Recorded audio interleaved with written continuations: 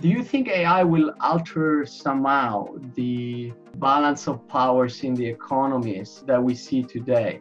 We need to start thinking about this. We need to start talking about it. We need to start planning and making sure that we take control over the direction. And we don't just wake up in 10 years' time and go, how did that happen? How have we ended up here? I didn't see it coming. So I think we need to look and say, from a society point of view, what are the economic implications? What are the justice implications?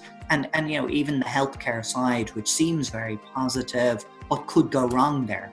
So how do we make sure we make the best out of these technologies?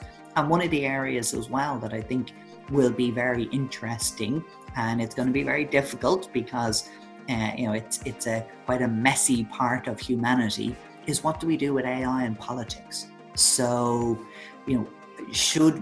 I've seen a suggestion about, imagine if we used AI to make political decisions.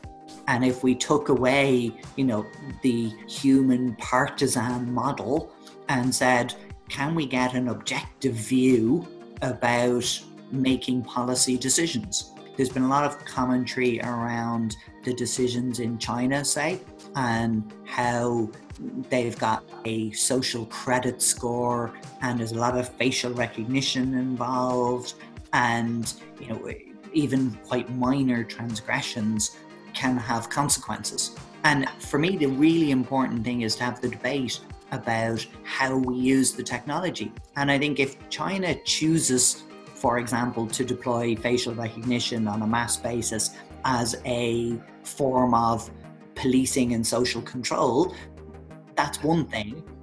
I would rather see on a personal level that the expertise and the innovation and the development be put towards more socially positive uses. So let's focus on improving healthcare, improving well-being, and put the effort into that. And if we win that space, then does it really matter if you want to call us a loser in the facial recognition space? I think as a society, you pick which categories matter most to you. And if one country says, oh, we want to be the best at facial recognition and kind of controlling a population, okay, that's one choice. But what are the other choices?